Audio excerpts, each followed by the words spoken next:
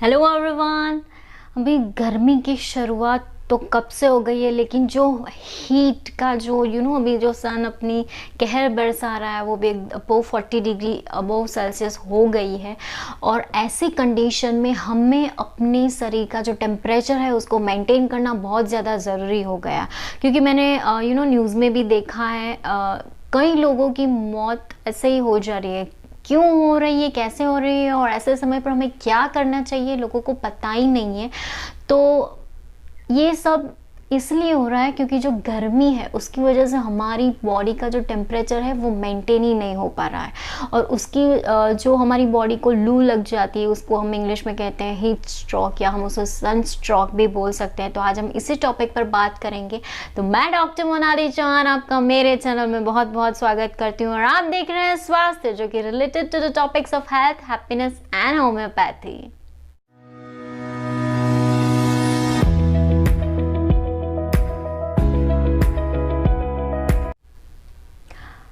तो आज इस वीडियो में मैं 6 टॉपिक पर बात करेंगे, तो प्लीज़ लास्ट तक ज़रूर ये वीडियो को देखिएगा, स्किप मत कीजिएगा, क्योंकि अभी ये वीडियो और ये इन्फॉर्मेशन कई लोगों तक पहुंचनी बहुत ज़्यादा ज़रूरी हो गई। तो हम शुरुआत करते हैं। हम पहले बात करेंगे आखिर हीट स्ट्रोक होता क्या है, सेकंड पॉइंट में लेंगे वो किस किस को होता है, थर्ड पॉइंट में लेंगे उसके साइन एंड सिम्टम्स क्या होते हैं, फोर्थ में लेंगे कि उसके जो अगर हो जाए किसी को तो फर्स्ट एड ट्रीटमेंट हमें पहले क्या करना चाहिए, देन हम लेंगे प्रिवेंशन, और लास्ट में मैं आपको ऐसी होम्योपैथिक मेडिसिन के बारे में बताऊंगी जो आपको लू लगने से भी बचा सकती है, और अगर लू आपको लग जाए उसके बाद क्या करना चाहिए उसके बारे में भी बताऊंगी। तो फर्स्ट हम लेंगे सनस्ट्रोक। तो सनस्ट्रोक होता क्या है? तो ये एक लाइफ थ्रेटनिंग कंडीशन है। उसमें क्या होता है कि हमारी बॉडी की जो एक रेगुलेटिंग सिस्टम होती है, जो टेम्परेचर को मेंटेन करती है, वो हमारी बॉडी के टेम्परेचर को मेंटेन ही नहीं कर पाती। उसके कई वजह हो सकते हैं, लाइक हमारी बॉडी के अंदर भी हो सकते हैं, और बाहर का एनवायरनमेंट भी बहुत ज़्यादा, मतलब कि 40 डिग्री अबोव है जो किसी का बॉडी सहन ही नहीं कर सकता। उसकी वजह से ये कंडीशन और लू लग सकती है हमारी बॉडी को। तो हमारी बॉडी में एक हाइपोथैलेमस होता है। जो हाइपोथैलेमस है वो एक ब्रेन का पार्ट है, और उसका मेन काम ही यही है कि जो हमारी का जो बॉडी का जो फंक्शन होता है वो हाइपोथैलेमस ही मेंटेन करता है। तो जो हमारी बॉडी का जो टेम्परेचर है वो भी उसको मेंटेन करने में हेल्प करता है। तो नॉर्मली जो हमारा टेम्परेचर होता है बॉडी का वो 37 डिग्री सेल्सियस अराउंड प्लस और माइनस 2 डिग्री सेल्सियस होना चाहिए। लेकिन क्या होता है कि जब भी हमारी जो आसपास का एनवायरनमेंट होता है, अगर उसमें टेम्परेचर ज़्यादा हो, बढ़ता हो, तो उसको मेंटेन करने के लिए हमारी अंदर की जो बॉडी का टेम्परेचर है वो भी हाइपोथैलेमस मेंटेन करता है। जो नॉर्मल पर्सन होता है, अगर उसकी बॉडी को हम देखें, अगर उसका टेम्परेचर हम देखें तो वो कैसे रेगुलेट होता है। तो जो हम लोगों को जो पर्स्पिरेशन होता है, जो पसीना आता है, राइट, वो उसका ही एक पार्ट है। जो पसीना होता है वो क्या होता है कि अगर अंदर बॉडी का टेम्परेचर बढ़ गया तो जो हीट सिस्टम होती है वो जो हमारी स्किन के नीचे जो स्वेट ग्लैंड होती है उसको स्टिमुलेट करती है। तो स्वेट ग्लैंड स्टिमुलेट हो तो वो उससे क्या होता है कि हमारी जो स्किन होती है उस पर पर्स्पिरेशन आता है, और वो क्या होता है, हमारी बॉडी के अंदर का जो वाटर होता है वो बाहर आता है, और उसके साथ कई सारे सॉल्ट भी बाहर आते हैं, राइट। और वो एनवायरनमेंट के संपर्क में आते ही वो इवापोरेट हो जाता है, और हमारी बॉडी एकदम कूल हो जाती है, उसका टेम्परेचर एकदम नॉर्मल मेंटेन हो जाता है। लेकिन अगर इसमें कोई गड़बड़ हो, अगर ये मेंटेन नहीं हो पाए, तो लू लगने के चांसेस बहुत ज़्यादा बढ़ जाते हैं, और कई बार इसकी वजह से लोगों की जान भी जा सकती है। अब सेकंड पॉइंट कि किस किस को हो सकता है सनस्ट्रोक। तो मोस्टली जो एडल्ट पर्सन होते हैं, जो मोस्टली एथलेटिक होता है, मतलब कि जो ज़्यादा कसरत करते हैं या ज़्यादा काम करते हैं, बाहर धूप में काम करना पड़ता है उनको, जो उनकी जो बॉडी का जो उनका जो वाटर इनटेक अगर उसके हिसाब से कम हो, उसके काम के हिसाब से, तो भी उन लोगों को हो सकता है। जो डायबिटिक पर्सन होते हैं उनको भी वाटर इनटेक बहुत ज़्यादा होता है, उनको बार बार प्यास लगती है, बार बार यूरिनेशन के लिए जाना पड़ता है। तो ऐसे पर्सन को भी हो सकता है। जो अल्कोहलिक पेशेंट होते हैं, राइट, जिसको हैबिट होती है अल्कोहल लेने की, उन लोगों को भी ये हो सकता है, जो नन्हे बालक होते हैं, जो कभी कभी पानी पीना भी भूल जाते हैं, ऐसे लोगों को भी होता है। और ऐसे भी कई लोग होते हैं जो कभी सन एक्सपोजर करते ही नहीं है, मतलब वो कभी सिर्फ एसी में बैठ के सिर्फ काम करना है, या सिर्फ लोग घर में ही रहते हैं, वो बाहर जाते ही नहीं है। ऐसे लोगों को भी जो सनस्ट्रोक है वो हो जाता है इजीली। अब थर्ड पॉइंट, अब उसके हम साइन सिम्टम के बारे में बात करेंगे। अब हम लोगों को पता कैसे चलेगा कि इसको हीट स्ट्रोक हो रहा है, राइट? तो फर्स्ट उसका टेम्परेचर, अगर उसका टेम्परेचर 102 डिग्री फ़ारेनहाइट से बढ़ रहा है, उसके साथ उसको डिजीनेस है, हेडेक हो रहा है, एकदम थ्रॉबिंग पेन हो रहा है हेडेक में, उसको चक्कर आ रहे हैं, उसको फेंटिंग फीलिंग हो रही है, उसके जो पल्स होते हैं वो एकदम रैपिड हो गए, एकदम बढ़ गए, उसका बीपी होता है जो उसमें उतार चढ़ाव हो रहे हैं, कई लोगों का बढ़ जाता है, कई लोगों का कम हो रहा है, और कई लोगों को जो ब्रीदिंग होती है वो भी एकदम शैलो हो जाती है, एकदम कम हो जाती है, और कई लोगों को तो ऐसा होता है कि पसीना आना ही बंद हो जाता है। कई लोगों को तो वॉमिटिंग भी स्टार्ट हो जाती है इसकी वजह से। और जो सीरियस सिम्टम है, जो कभी कभी मेंटल सिम्टम्स भी उसमें एकदम सीरियस, अगर वो मेंटल सिम्टम दिखाने लगे तो मतलब कि एकदम सीरियस कंडीशन अभी होने वाली है। उसमें उसको मेंटल कन्फ्यूजन होता है, उसको कुछ पता नहीं चलता कि उसके आजू बाजू क्या रहा है, उसमें उसके सिजर मतलब कि उसको खींच आने लगती है,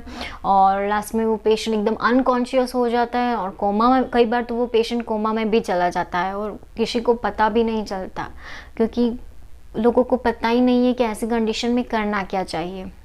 तो फोर्थ पॉइंट है, अगर ऐसी कोई कंडीशन हो तो उसमें करना क्या चाहिए। तो पहले तो अगर वो पेशेंट अगर फेंट हो गया है, बाहर हो और वो फेंट हो गया है या उसको चक्कर आके गिर गया है, तो पहले तो उसको कोई कुछ ऐसी जगह पे ले जाओ जहाँ ठंडक हो, मतलब कि अगर कोई पेड़ है आसपास तो वहाँ पे उसको उसकी छाया में उसको रखो, उसके जो कपड़े होते हैं उसको थोड़ा ढीले कर दो, एकदम उसको कंफर्टेबल पोजीशन में रखो, और फिर उसका जो हाथ होता है और उसके जो पैर होते हैं उसको थोड़ा मूवमेंट दो, उसका थोड़ा एलिवेट करो, ताकि उसकी जो उसमें जो ब्लड सप्लाई हो, जो उसके पैरों में और उसके जो शरीर में वो ब्लड सप्लाई थोड़ा चालू हो जाए, उसका शरीर थोड़ा जो काम करना बंद हो गया वो काम करना शुरू कर दे। और फिर उसको पहले तो वाटर दो ड्रिंक करने के लिए। उसके बाद अगर ऐसी फैसिलिटी हो तो प्लीज़ उसको वाटर स्पॉन्जिंग, जो कोल्ड वाटर होता है उसको शरीर पे आप स्पॉन्जिंग दो। उसकी वजह से उसका जो टेम्परेचर है,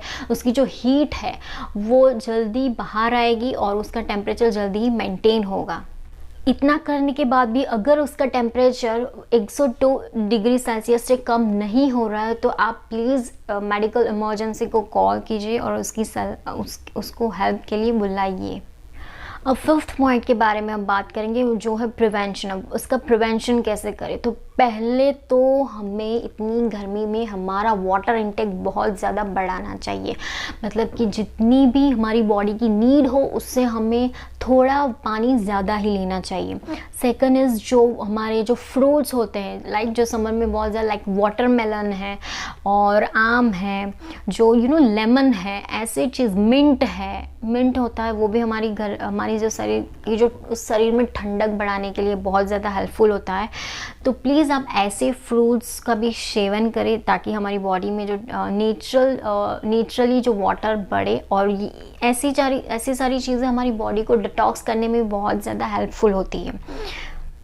और ऐसे लोग जिनको अल्कोहल की हैबिट है, कैफीन की हैबिट है, ऐसे लोगों को अभी गर्मी के सीज़न में ध्यान रखना बहुत ज़्यादा ज़रूरी है। तो प्लीज़ आप अल्कोहल का सेवन जितना हो सके उतना कम कीजिए। और दूसरी थिंग कि जो जब भी हम बाहर जाएं तो हमारी बॉडी को कवर करके रखें, राइट? हमारा फेस है, हमारा हैंड है और जो पैर होते हैं उसको कवर करके रखें। ऐसे कपड़े मत पहनिए जैसे कि सन का पूरा जो सनलाइट होती है वो पूरी हमारी बॉडी के अंदर चल जाए, ऐसा मत कीजिए। और थोड़े लाइट कपड़े पहनिए जिससे, और थोड़े लूज़ कपड़े पहनिए जिसकी वजह से जो एयर वेंटिलेशन होता है वो आ जा सके ईजिली।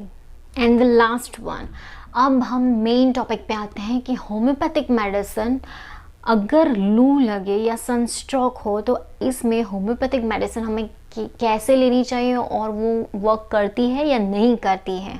तो जो फर्स्ट मेडिसिन है वो है बेलाडोना 30। तो बेलाडोना में क्या होता है, पेशेंट को बेलाडोना का मेन सिम्टम ही बर्निंग है। तो उसको क्या होगा कि जो फेस होगा और आई है उसमें सिवियर बर्निंग सेंसेशन होगा, और उसके साथ उसका फेस एकदम रेड हो जाएगा, और उसका सिवियर हेडेक होगा, एकदम कंजेस्टिव टाइप ऑफ हेडेक होगा, और उसकी वजह से उसको वीकनेस होगी और बहुत टायर्डनेस भी लग रही होगी। तो अगर ऐसे पेशेंट को हम बेलाडोना 30 दें तो उसको जल्दी ही रिलीफ हो जाता है। Second medicine is gelsemium 30। तो जलसेनियम पेशेंट कैसा होगा, एकदम डल पेशेंट होगा। उसको क्या होगा, जब भी सन में जाएगा डल हो जाएगा, डिजीनेस होगी उसको, और ड्राउजीनेस फीलिंग होगी, और कई बार तो क्या होता है कि वो चक्कर खा के गिर ही जाता है, उतनी ज़्यादा उसको वीकनेस होती है। और अगर ऐसे पेशेंट होंगे तो वो क्या करेंगे, एकदम अगर बाहर से कहीं से आए होंगे तो सीधा सो ही जाएंगे। तो उनको क्या होता है कि बाय लाइंग डाउन उनको बहुत ही अच्छा लगता है। तो ऐसे पेशेंट को हमें जलसेनियम 30 देना चाहिए।